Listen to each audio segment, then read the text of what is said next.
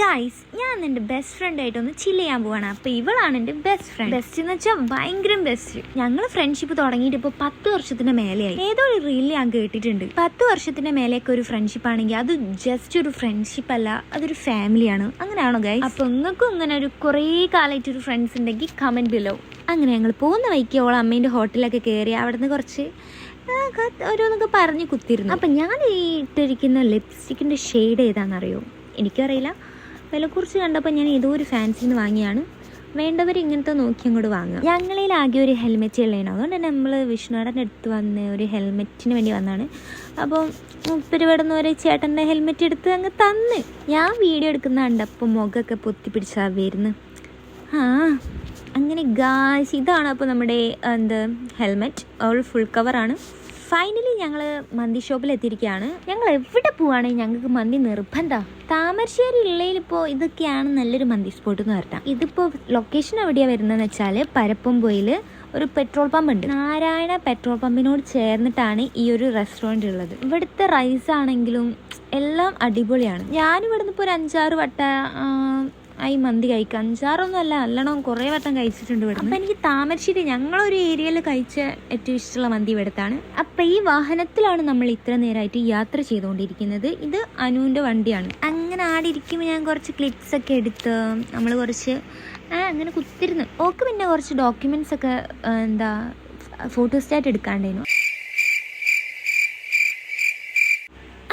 നമ്മളെ സ്പോട്ടിലേക്ക് പോവാണ് ഗായ്സ്, പോവാണ്. എനിക്ക് വണ്ടി ഓടിക്കുന്നതിനെക്കാട്ടും ഇഷ്ടം ഇങ്ങനെ ബാക്ക് കുത്തിരിക്കാനാണ്. നിങ്ങൾക്ക് അങ്ങനല്ലേ? ഇത് നമ്മുടെ ഒരു ഹിഡൻ സ്പോട്ടാട്ടോ. നല്ല പ്രകൃതി രമണീയമായ സ്ഥലം, കപ്പിൾസ് ഫ്രണ്ട്ലി ആണ്. പക്ഷെ നമുക്ക് എട്ടായൊന്നും ഇല്ലാത്തതുകൊണ്ട് നമ്മളിങ്ങനെ ഫ്രണ്ട്സുമായിട്ടാണ് ചില്ല് ചെയ്യാൻ വരിക.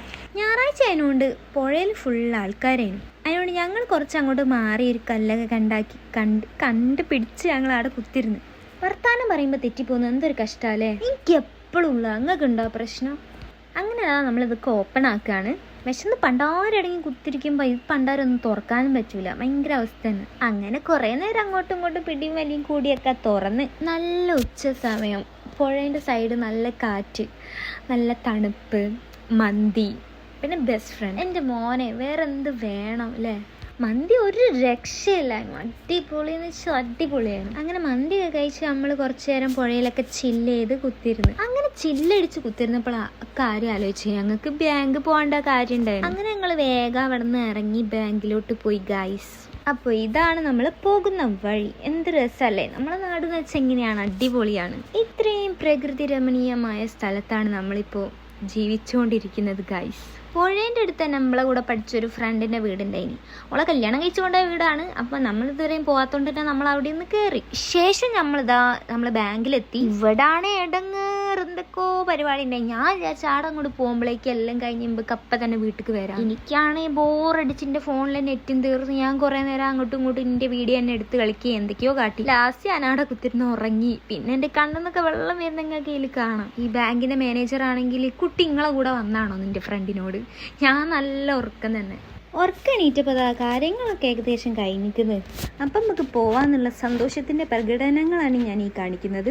കുറേ നേരം ഒരു സ്ഥലത്ത് ഒരേ പോണ കുത്തിരുന്ന് ബോറടിക്കുമ്പോൾ അവിടെ നിന്ന് മാറുകയാണെന്ന് അറിയുമ്പോൾ ഒരു ഹാപ്പിനെസ് ഉണ്ട്. അതാണ് ഗൈസ്. ഇപ്പോൾ അങ്ങനെ ഉറക്കക്ഷീണമൊക്കെ മാറ്റാൻ വേണ്ടി ഞങ്ങളൊരു കോഫിയും പിന്നെ കല്ലുമ്മക്കായാണ് കഴിച്ചത് ഗൈസ്.